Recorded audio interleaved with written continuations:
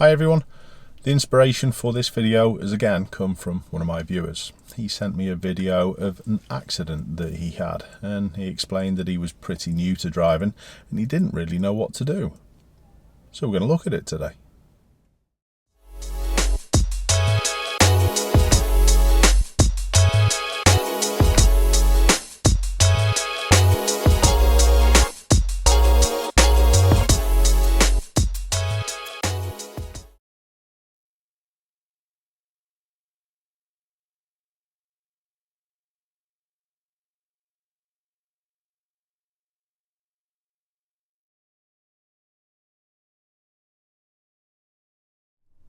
I must admit, I don't think I teach my pupils enough about what to do if they have an accident, so this video is going to be pretty useful for them as well.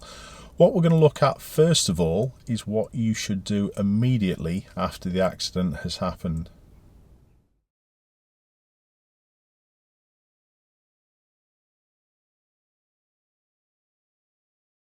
The first thing you should do is you should stop the car as soon as possible, as it's an offence not to do so.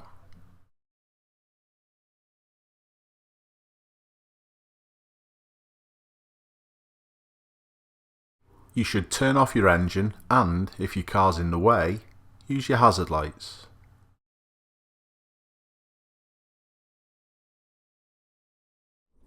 The next thing to do is to check you're not injured. You might have been injured and you didn't realise. And if you've got any passengers, make sure they're all okay.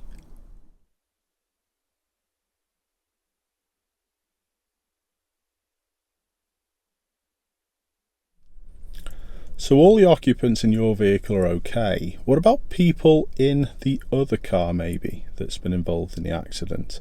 Are they okay?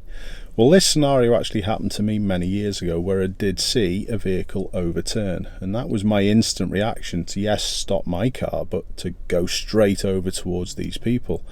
Did I really have a thought for anyone else around, and could there be other vehicles coming past who hadn't seen this? Well, no, I didn't have a thought. So if you're going over towards that other vehicle that's been involved in the accident, make sure it's safe yourself. Check your danger around your car.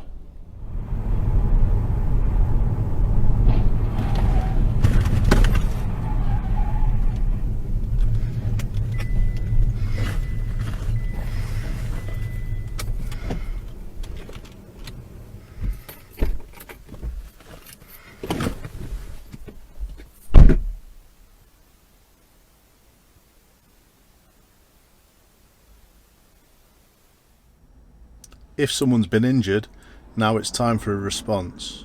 Call 999 and get some emergency services to help.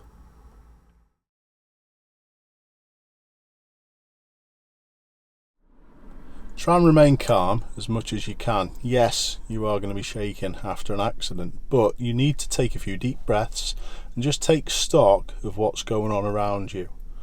Don't lose your temper either. Don't apologise or admit responsibility for the accident. I'd let the insurers take care of that one. If you've had an accident, you should tell the police within 24 hours. But there are other situations where the police may be required to be involved at the scene. The first example is if the other driver or drivers leave the scene without giving their details. Or in fact, if you think the other driver has no insurance, or they're under the influence of drink or drugs. And like in this situation, if a vehicle is blocking the road. Also call the police if you've got any suspicions that the other driver has caused the accident deliberately.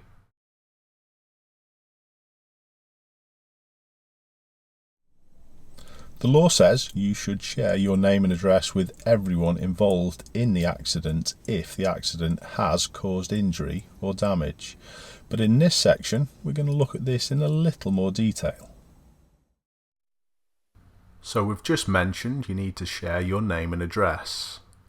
The next thing you need to share is your insurance details, if you've got them. Also take down the details of any other passengers or witnesses to the accident. Try also to find out who is the registered owner. This may not be the driver if it's a company vehicle. If a foreign lorry is involved, get the numbers on both the lorry and its trailer, because sometimes they're different. What type of things should you record at the scene? Let's have a little look at this. Make a note of the make, the model, the colour and the number plate of all the vehicles involved at the accident, or take pictures or a video of them, as this will also record the time and the date. Also, don't forget about the driving conditions. This includes the weather, lighting and the quality of the road surface. For example, was it wet, was it muddy, or was it in need of repair? Make sure you also document what sort of damage was caused to all the vehicles and where. For example, was it the near side front wing or the door? What should you do if no one else is involved in an accident? Say, for example, you've clipped a wing mirror on a car and broke it.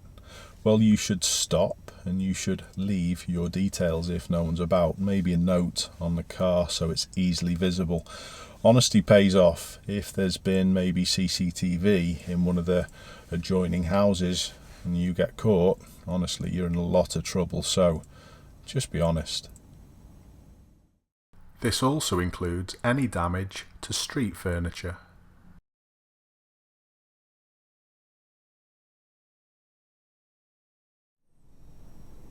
If the accident has only been a minor one, sometimes you'll hear people say that they don't want to go through the insurance. Well, you should ring your insurance and let them know. They may ask you information about yourself, maybe your policy number so they can identify you, but they're going to be asking details about the other driver, their name, their address, the registration mark of the car, and maybe their policy details if they've been forthcoming. However, the most important thing is try not to get yourself into these situations in the first place.